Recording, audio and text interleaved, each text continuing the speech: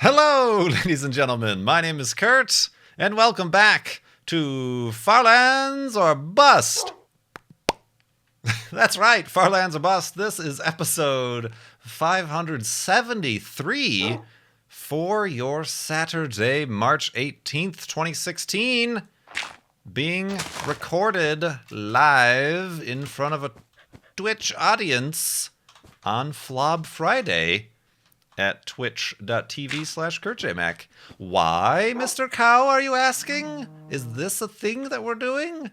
You're right, it is, Mr. Cow. Flob Fridays is part of my stream weekday of March 2016. Let's carry on to the far lands here as we continue talking. Stream a weekday, Monday through Friday. I've been live streaming, and Fridays are dedicated to Farlands or Bust and all such associated sundries. And I record this episode of Farlands or Bust, Saturday's episode, on Friday anyway, so here I do it live. And will it end with next Friday's live stream, being as that's the last Friday in March? That is up for you to decide, because if you go to farlandsorbust.com, you will see that we are at $24,666.66. A very pleasant and righteous number, that is. And yeah, that's towards our $60,000 goal. 41% of the way there. Child's Play charity helps get toys, books, games to kids in hospitals around the world, don't you know? But yeah, we're at 24,666 right now. If we reach $30,000, the halfway mark to our Season 6 goal, then Farlands or Bust Fridays will continue throughout the remainder of the season until we reach that $60,000 goal. So it will continue onto April 1st. No April Fools there. Actual April 1st. It will continue and then onwards and upwards, but only if by the end of March 31st we reach that 50% goal. It's a hefty milestone to try to reach, but I wouldn't do it if I didn't think we could do it. And of course, all that money goes to help, like I said, get toys, books, games, and they also have other services. Child's Play Charity does. Learn more specifically about them at childsplaycharity.org. Spoiter! Probably a spoiter spawner. I don't know why I'm investigating this. I don't see it. I shan't investigate if I don't see. That sounds like it. Where did Wolfie go? Wolfie! Have a seat. Oh, that's not the way.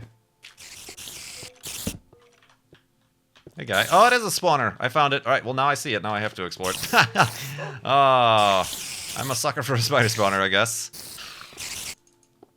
So yeah, did I finish my spiel there? So yeah, we're recording this live, but it is officially episode 573 of the series. Hi! There's also a skeleton down here somewhere. Alright, we need to start, Ow! How? I mean, ow! Alright, this might be a losing... This is a battle that I do not think we can win. Where was that from? That's from a thing. Alright, ow! Ow! Wolfie is, Alright, I'm getting shot at now. Oh my god, is it a double spawner? It's a double spawner. No, it's a skeleton spawner. Alright, I'm a little bit in over my head. Gotta go! See you later, you screws. Well, now, this has turned into an interesting little happenstance, has it not? Wolfie, no. Wolfie. Alright. Well, now it's personal. Oh, man. Alright, so... I gotta actually dispose of this quickly, because we have a bunch of questions from people who donated today to Child's Play Charity in order to get their question answered live on stream. So I don't want to... it's really hard for me to answer questions when I'm fighting for my life. Where's that spawner? I've got to uncover it. Shed some light on this situation. There it is. All right. Ow! Oh! Who shoots? Who was able to shoot? Wolfie. Uh-oh. That's problems. That's some problems. All right, let's get Wolfie to not be where he is. Yeah, you. What's the matter, you? He's still running back there. Yeah, have a seat. Yeah, just stay right there. Just in case. Yeah, keep that. All right. Well, this is a conundrum indeed. How do I do this? I do have a bow and arrow. I don't know why I chose not to use it. Oh, here it is. Hi! Get shot! Oh, you missed. Oh, I missed as well. I missed again. Haha! Woo! I ducked in real life. Because that works. Get shot! Whoa! You too! You as well! And you! Wow, how many screws are there? How many of you screw pines are there? Wow, bows and arrows were really ineffective back in this version, were they not? Alright, I know there's still another guy down there. Ha! That's hilarious. Alright, gotta do this fast. Oh, gotta run away. Oh god, no, no, no! Ha! Oh god, alright. Ooh, health. Health, health, health. Alright. Let's make sure they don't get out. This is turning into quite the conundrum. Did I just not use that word? Alright, Wolfie's staying put, so that's good. Alright. Dang it, Bobby. Dang it, Kurt. You're, crazy guy. This is all happening live! You could be watching this live on Flob Fridays. If only they would continue by reaching that $30,000. Look at the type of crazy shenanigans and stunts I pull when I'm under the pressure of live audience. Oh, they're shooting at each other. Alright, let them do that. Nope, no, they're not. How many arrows do I got left? 34, alright. Alright, perhaps I should approach this more sensibly. As in... Oh, not this way. Not this way at all. Although maybe this will work for here. Hi, you dead. Yeah, maybe. What if I... They are shooting each other. Yeah, what if I go about this like a member of GOB? That's a joke at their expense, because they always dig around the obstacles. It's the way I would do it too. It's the way I am doing it right now. Alright, let's well, these guys are shooting me very well, but they can't shoot each other worth a dime. Alright, here we go, here we go.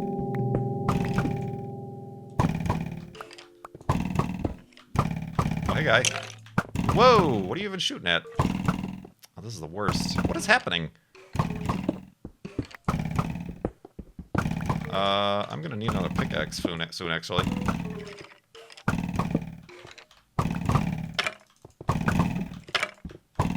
What is happening to that guy? He's just shooting his bow. Stop shooting your bow! You'll go blind doing that by yourself. Break it, break it, break it! Wow, that takes forever and a day. Forever and a half a day, jeez. Hey! What is happening? Why? Oh, I dropped a bucket. What is even going on here? We've got a...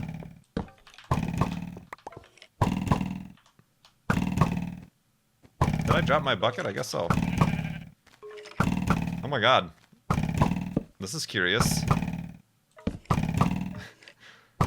So, guys. What's going on? Jerks. Alright. Nothing for it. And some bread that I just made to heal myself.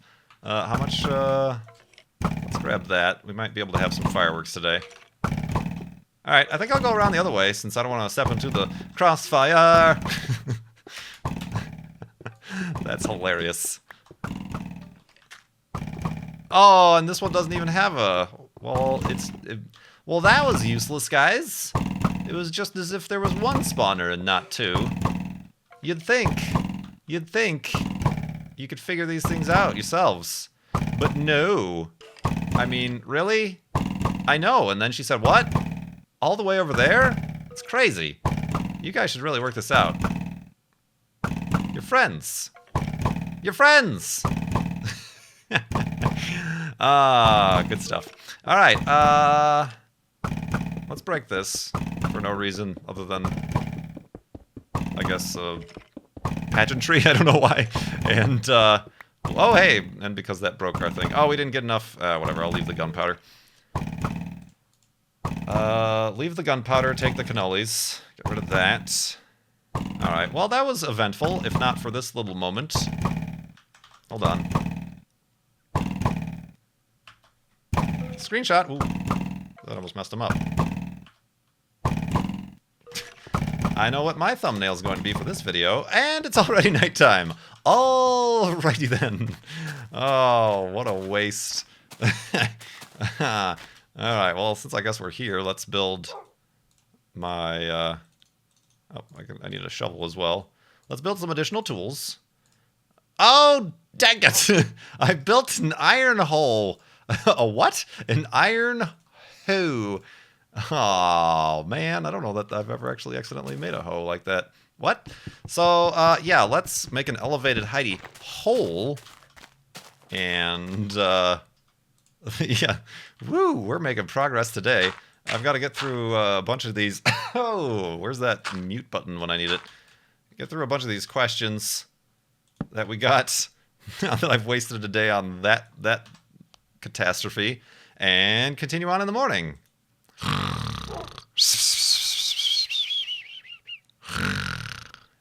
And a dueling skeletonsness. Woof! Good thing you're not angry anymore. And look at this! We've been rewarded with some amazing landscape.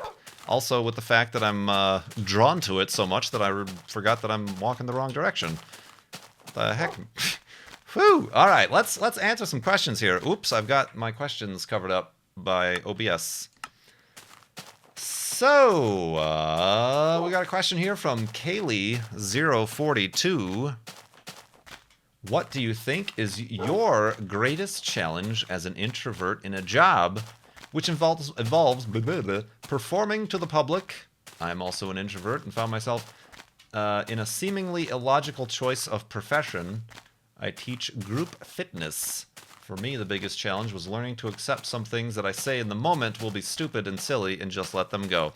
Well, I don't quite have that luxury now, do I? Because stupid things I say in the moment, unless I decide to, say, edit them out or not upload a video, they remain on the internet forever. So much so that now there is a Twitch bot that regurgitates those quotes. And also now somebody I saw made a Twitter account that regurgitates such things like, what is it, out of context Kurt J. Mac or something like that? Something like that. Not official, not my be, not under my control, so don't start following it and then, you know, think that it's associated with me. I need a boat. I've got a bunch of bread and a boat. Soggy bread.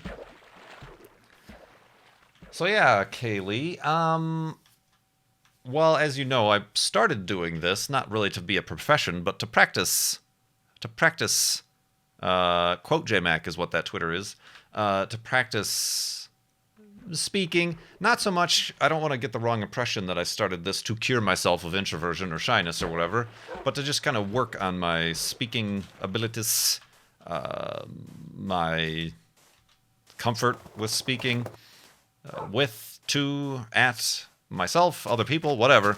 So there's a little bit, there's a little bit of intent behind that. But the greatest challenge for me has been, not surprisingly, the in real life, the in-person stuff, your Minecons, your conventions, your meetups, or whatever, is where the actual kind of introversion thing comes into play. And not, if we're talking about introversion, I'm more talking about like those things exhaust me. I enjoy them, and sure, there's some social anxiety mixed in there for sprinkles on top, sprinks. But the being around people all the time like that as an introvert sucks my life force dry.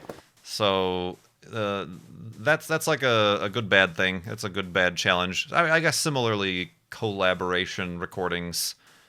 Specifically with big groups, will do the same thing for me.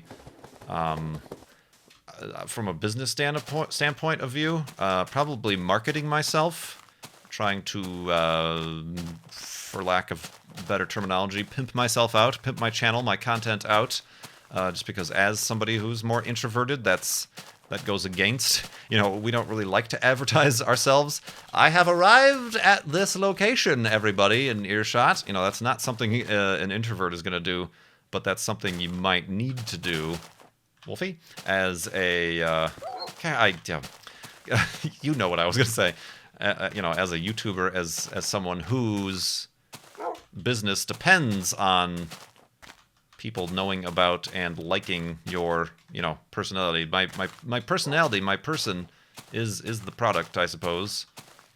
So that's probably, from that sense, the more difficult part. There's difficult parts personally, and then there's difficult parts for the business, I suppose. But yeah, that was a good question. Thank you for your donation and asking that.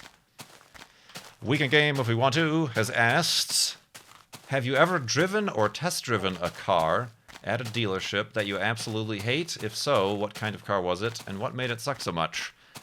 I've only ever test driven three cars on two separate occasions. I test drove the Cavalier before we bought it. I say we because my dad purchased it. It was kind of, I graduated from college. I can't really use a bed much in the water. Let's try a boat. It was an after college thing. Needed a car to try to get a job, whatever. So yeah, we basically test drove it and then bought it. I already had a Cavalier. I had like a 91 Cavalier. It was really cheap. I had the whole discounts with the recent graduate stuff and all the, whatever. Obviously, looking back, maybe I would have shopped around or not. I don't know. Maybe not. It was a good deal. It did the job. It did. It's lasted. It continues to last almost 12 years later. So probably an all right deal. But yeah, we test drove that car, then bought it, and then I didn't test drive a car for another 11 years when I got the Subaru. And then I test drove the Crosstrek and the Outback. So obviously, I don't think I hated any of those cars. I don't think I'm so overzealous with the research and the review reading and the details, looking up stuff online, the comparisons and stuff, that I don't think I would make the choice. Walking into a dealership or making an appointment with a dealership to do a test drive, it might be some people's first step. That's my second to last step. It's such a big deal to me, again, say socially or whatever, that I'm not just gonna test drive a bunch of cars. I'm gonna weed the herd. I'm gonna say, this is the car I'm probably gonna buy, so I should probably test drive it and maybe a similar one to see. So yeah, I didn't have any bad experience with either test drive. Like I said, with the Cavalier, my dad was kind of behind the negotiations and the purchase there, so I was more an observer, I guess. But I didn't have a bad experience then. Didn't have a bad experience with the Subaru either. I went to one dealership, or I made an appointment. I actually, I said, okay, these are two cars, these specific trims I would like to test drive. I'm not ready to purchase yet, but I just want to compare. Made an appointment, went in, the guy took me out and did those couple test drives. And then I said, all right, thanks. And he's like, all right, well, let me know, whatever. There was no, let's go back to my desk and talk about this, that, or the other. No, it was just, okay, let me know. All right, cool, bye. And that ended up not being the place I bought it from, because another dealership outbid them. And I'm like, I gave them a chance. I'm like, I know you gave me the test drive. I'd like to give you the sale, but they, for whatever reason, couldn't get that price, so went somewhere else. I'm trying to think of rental cars. I did rent a PT Cruiser once. It was all right. It's pretty much it is pretty much like a Cavalier, but with a giant bulbous body on it. At the first PAX South, I rented a car, and I had a Mazda 5. It's a minivan is what it was. That was unpleasant to drive. And the roads around San Antonio are unpleasant as well. But I haven't really driven that many cars. I mentioned last couple episodes ago that we had a GMC Jimmy in the family. And I was just learning how to drive, or that was 16 or 17, so I was using that car every now and again before I had my own car. And that thing, like I said, drove like a sponge.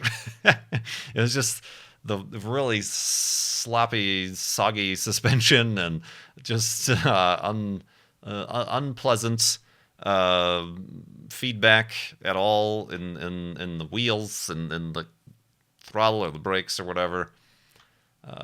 To me personally, but yeah, I don't think I've ever like been disgusted by a car that I was driving. Thank you for that question and donation. Carl Christian asks, since you have a German name, Mac? No, Kurt. Kurt is a German name. Did it ever happen that someone called your name like it would be in Germany?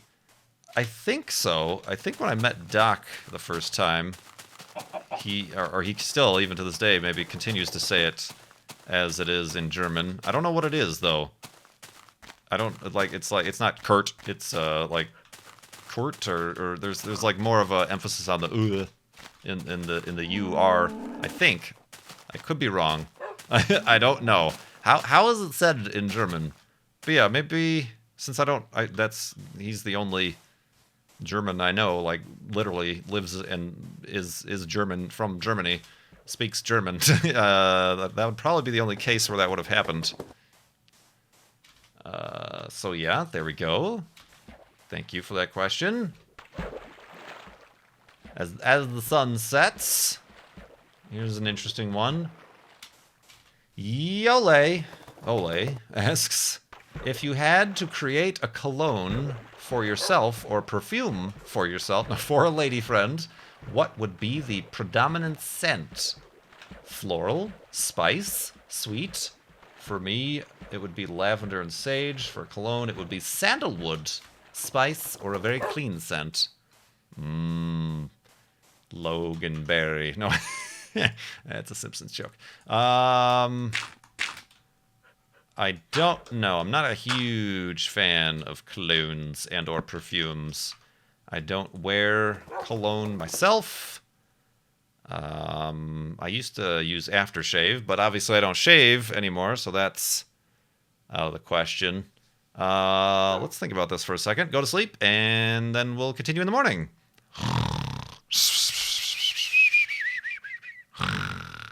And awakeness. You doing all right, Wolfie?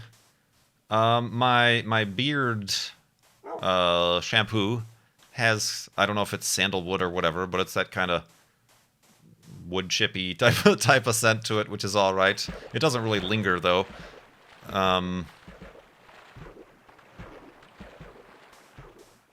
Yeah, I don't know. So, yeah, I don't really like cologne.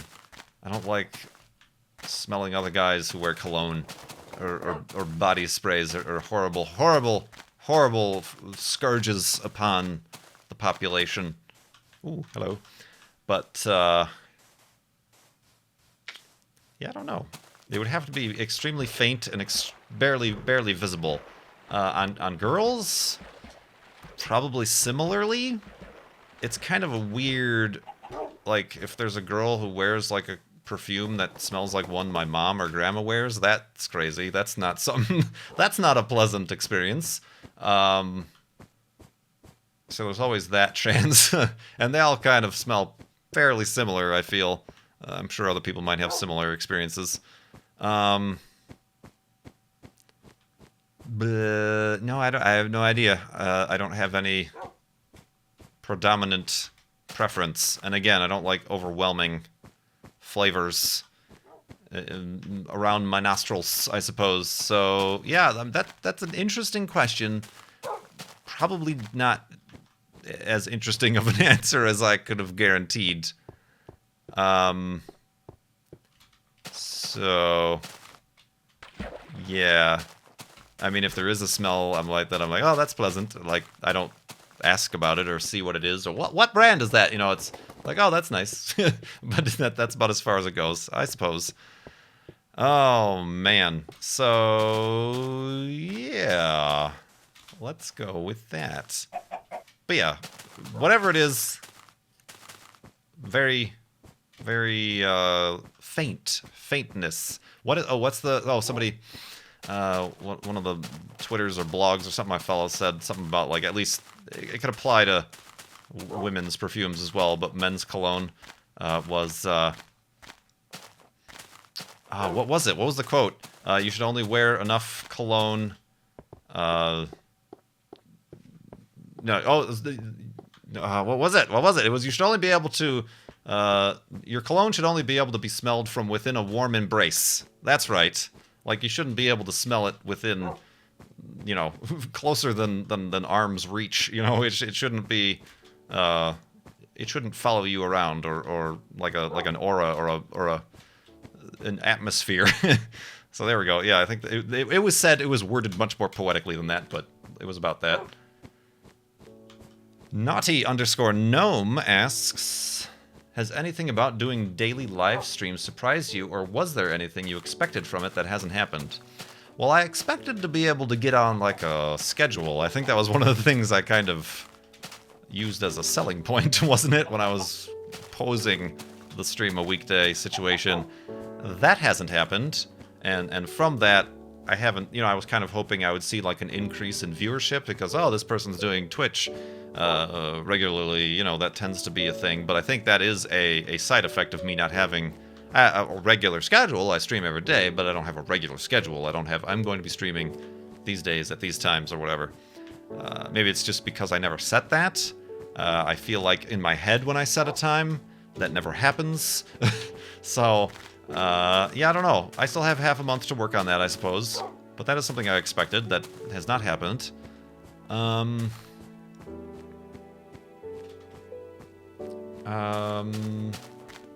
What has surprised me? What has surprised me? Yeah, I don't know. I don't know if anything has surprised me yet, to be honest with you.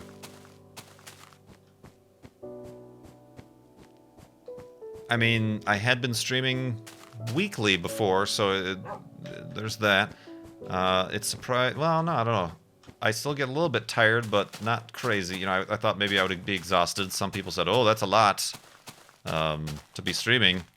But no, I'm not really exhausted. I mean, obviously, my YouTube video bandwidth has slowed significantly from it. It doesn't seem to have affected my overall views per video, which I haven't been maintaining anyway, so there's really no loss there. I think what might be the time to be surprised, or the time to really pay attention, is when it stops, and I go back to needing to do YouTube. If that's going to be an easy transition to start back up or to get back up and rolling, that I think is going to be an interesting time. An interesting time indeed. Which would be less so if we continue Farlands Bust Fridays every week by reaching $30,000 before the end of March. Plug, plug, plug, plug, plug. Ooh, look at that. That's neat. It's a hook. Get hooked on phonics. And mountains, I guess. Jinglestog. There was just a NASCAR race at Phoenix with the closest finish ever for NASCAR, and an IndyCar race at Phoenix International. For casual fan as yourself, what does it take to get you to go to a race such as these? I don't think I'm that much interested in NASCAR races anymore. They're really long. I think I'm not really invested in the drivers that much anymore, or the season. Or the atmosphere. I was never invested in the atmosphere. I went to a bunch, maybe the first 5 or 6 or so, at Chicagoland. It's because where my dad works got like a big pool of tickets and just ended up going. A couple times there also had like manufacturer passes that we went behind the scenes to the vendor tents or whatever, and that's where like some of the drivers make appearances, and they've got a bunch of cars out and weird markety things, and got to go down on the track a couple times to the pit lane and walk through the pit lane, and then get a picture taken at victory lane very awkwardly. Yay, we won! Or in the victory circle, whatever that is. But yeah, I'm not really interested in the NASCAR races so much anymore. I would be interested, and I'm kicking myself because I didn't look early enough. Earlier this month, there was these things called like the Lucas Oil Off-Road something or other, where it's the off-road races, and they have those big stadium super trucks, off-road trucks, whatever they're called. Those would be interesting. Those are kind of like local-ish sized races. And there are a couple of those kind of local racetracks around that would be interesting to go to. I remember seeing it last year, and I'm like, oh, that'd be neat to go to. But then something came up that weekend, and I forgot to look to see when it was happening again, but it was early March. I think they come back in September again, so I'll have to keep my eye out for that. That would be something cool to see. That's a little bit, there's a lot more variety there. It's like heat races, so it's not just one 4-hour race or whatever it is. So yeah, that would be interesting, and I keep my eyes peeled every now and again for racing events or stuff like that. I mean, there's like drag racing events and stuff around here, and there are some, there's chapters of various Dodgers of Cones, the autocross stuff. I'm not sure how, well, maybe, I don't know, I'm not sure how spectatory of a sport that could be, but I'm sure it could be interesting to attend. But yeah, I'd like to try to make it one of those, like, stadium truck events or whatever at some point. That would be cool. That would be all right by me.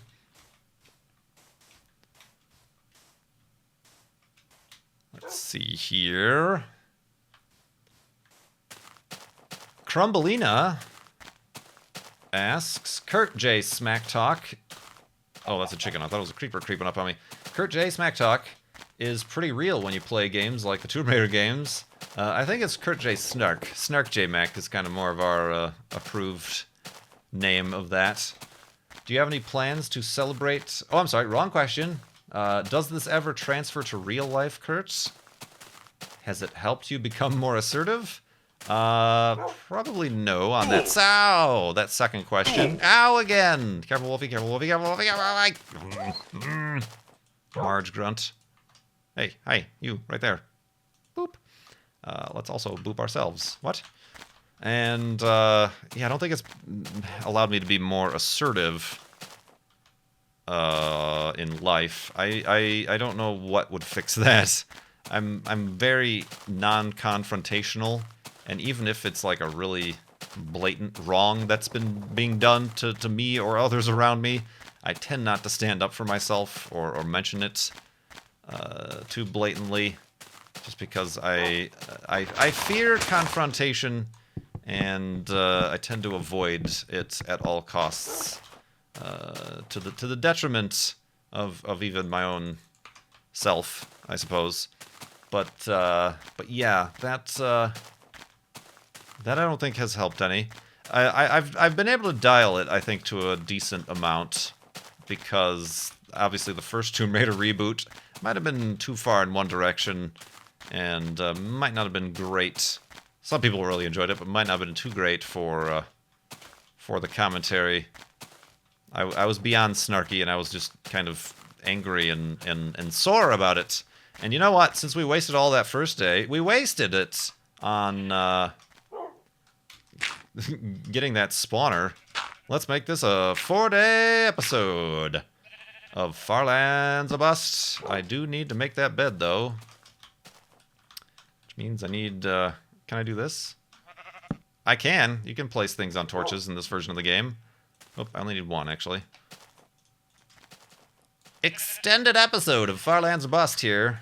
Live! Boop. There we go. Let's go to sleep, and this will give us enough time, I think, to get us through all the questions.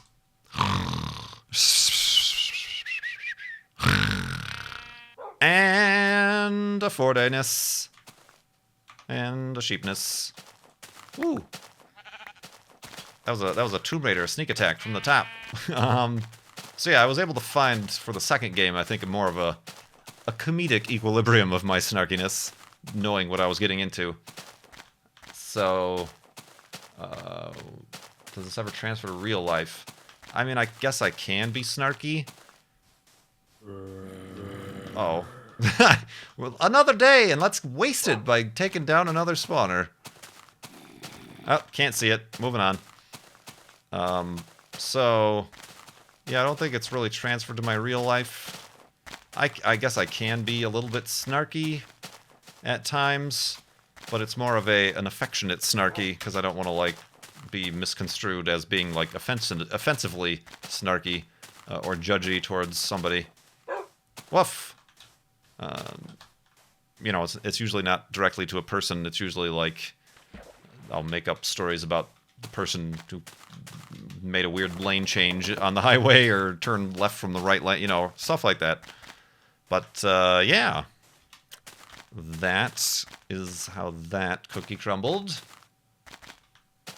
Crumblinud. Yeah, I didn't make that connection fast enough to make it funny. Moving on, Millicent Oak asks, since you tweet updid the Juno Mathinga-jiggy launch a few years ago, do you have any plans to celebrate its arrival and orbital insertion to Jupiter? That's in July of this year. Juno is going to arrive at Jupiter, which is going to be crazy. Kind of a crazy connection to make that I have a picture of myself next to the launch pad. Obviously, you couldn't see the satellite because it was in the launch shroud of the rocket, but I have a picture of myself next to this thing that now is going to arrive at frickin' Jupiter. Jupiter! The little tiny dot with the cloud bands and moons around it that I can see through my telescope. Oh, that's not a workbench. Jupiter, of all places. That's going to be a crazy connection to make. But, yeah. Do I have any plans to celebrate? I don't know. Probably... I mean, that's the problem with this one. It's not like a lander or anything, so there's not going to be any, like, dramatic landing live stream. There might be a live stream of, like, oh, we've got the signal. It's done its burn. It's in the orbit. It only has one camera. I don't think it's really one intended for science, the way they were selling it to us at the... the way they were describing it to us at the tweet up. It was more like, oh, they're going to give school students the ability to kind of give the camera targets to look at on Jupiter or whatever. Maybe they'll take pictures or whatever. We'll certainly probably get navigation images or something as it approaches. I don't know. Maybe we can schedule a Twitch stream or something for that. So yeah, I don't know. Nope. You gravely overestimate my ability to plan ahead for things. July, that's like years away. That's not even. I don't even own a calendar that goes to July. So yeah, that could happen, but you'll probably have to wait till the end of June to hear of any plans for that. What else do we got here? Yet another question. Oops, excuse me, tree. I'm trying to make my way safely around this crazy land. Ooh, that was weird. I did some sort of weird glitchy thing through the corner there. What's your favorite question you've been asked? I don't know. I don't remember many of them because I don't answer them very well because I don't have many favorites. And there have been so many. I don't have a favorite question. Oh, man.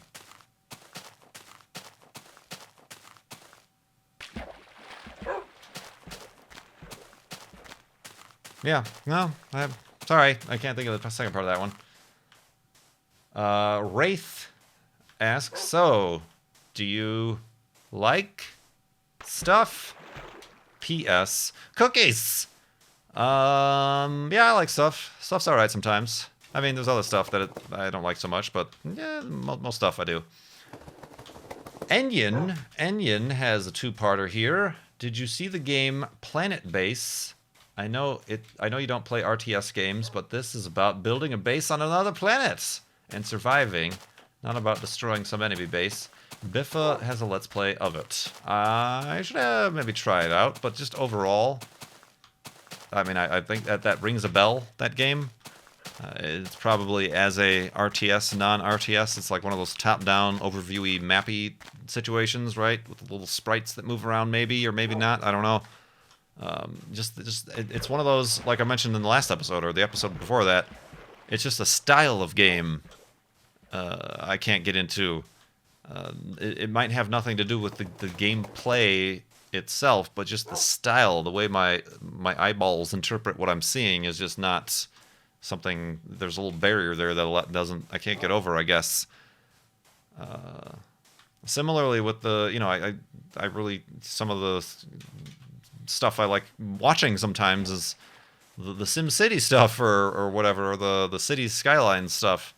But playing those games, I lose interest very quickly. Second part of Enion's question: how bad is it for you if you eat gluten?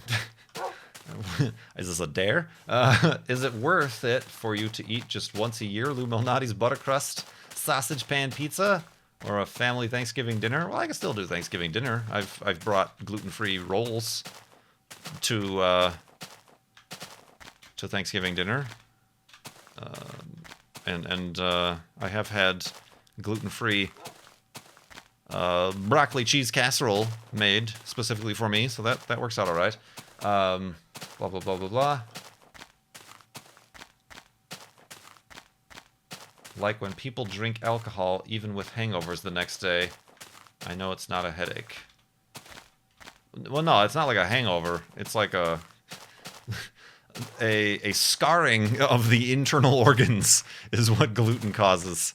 So, a little bit different. I don't know. Since going gluten-free, I've had a few instances where I'm like, yeah, whatever that was at that restaurant had gluten in it or whatever, and I can tell. I've not intentionally eaten gluten, which isn't too surprising for me. Right when I started doing that, I did get a lot of questions like, "Oh, how hard is it not for you to cheat? Do you cheat on your gluten diet? Do you No, it's not like I don't think I can like accidentally slip and then end up with a donut in my mouth or whatever. It's I don't know. I guess I have weird relationship with my brain in that I don't really have, what's the word I'm looking for? I don't really have cravings or like needs, or well, specifically with like food or even other such non-essentials. Food is not essential. Like even with the alcohol thing. I mean, yeah, I tried to do the no drinking thing for a while, and it really wasn't like I gotta have alcohol or whatever. I'm like I just had a drink to have a drink, and I didn't go on a binge or anything like that. And then the next drink I didn't have for another 3 or 4 months or whatever. So it really wasn't. I don't know. I guess I don't have I hesitate carefully to use the word addiction, but I don't really have an addictive personality, I guess. Whoops, my mouth fell into the space tree. So yeah. It would be bad, and I really don't want to find out how bad it would be. The few times that I know I've had a problem, it's just been like a problem for like that night, like almost immediately. It's like within the hour after eating whatever it is. Whoop, gotta go. But literally, both figuratively and literally. Ooh, is that like a closed off? It is neat. Yeah, and then that could last maybe, just till the end of that day, or into the next day. It could last a day or so. But if I were to continually, stop, then that would just happen every single day after every meal I ate. So that's unpleasant and unnecessary for me to go through, so I don't. Powers2440 asks, "What's your fondest childhood memory?" Well, this isn't a big question to answer as the sun is setting. Birthday, vacation. Mine was a month-long vacation out west in an RV. I think I've had this question before, and I think I've had a non-answer for it. Fondest childhood memory. I don't want it to sound like I didn't have a good childhood, but not too much. Not too much. There's no one moment or thing that is in the top of my head, and I'm just like trying to think of something. Like, okay, it was really cool when I find out that I got Speedy the turtle.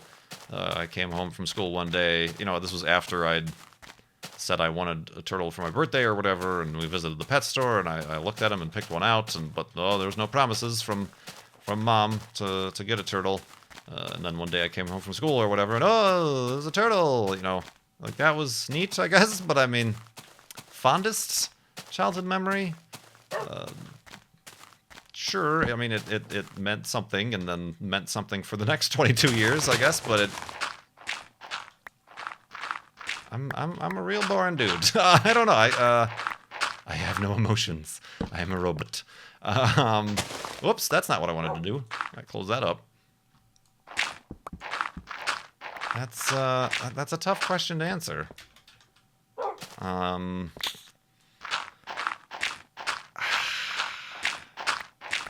don't know. I mean, I had, there's some, like, fun I had. I remember the first upside-down roller coaster I went on. I was freaked out about or whatever, and went on it and got addicted, and rode the rest of the upside-down coasters in the park at Six Flags or whatever that day. That was cool. That was kind of a neat, like, getting over a fear memory, I guess. Because I was totally freaking out and was about to, like, freak out and tell them to stop the coaster as we were rising up the mountain, but went through it, and I'm like, that was a pretty awesome thing. Let's go again. So, but yeah, I mean, I don't know. I just don't. Sure, those are all fond memories, and I can think of a dozen more, but I guess I don't, like, pick one out, or I don't, like, give them the significance that maybe other people might give similar experiences. I'm really, I'm really selling myself short as an emotional being, aren't I, here? Yeah, I don't know. I honestly can't, yeah, but that was a good question. I mentioned a few things there. I think that count. Yeah, thank you very much for all those donations, getting us up to $24,666.66. There was one more question that we did miss from Lab Tech, but I will start the next episode with that one. So I just wanted to mention Lab Tech for that donation as well. And keep going to farlandsbus.com to donate to Child's Play charity, getting toys, books, games to kids in hospitals around the world. Get us to that $30,000 mark by the end of the month, and this Far Lands Bus Friday situation continues throughout Season 6 of the series. That's the current season. And, yeah, I do appreciate all the support for that, all the support for Stream a Weekday, and all the support for the rest of the stuff I do on the internet across the tubes. My name is Kurt. Everybody have a good weekend. Thanks so much for watching. I will see you next time.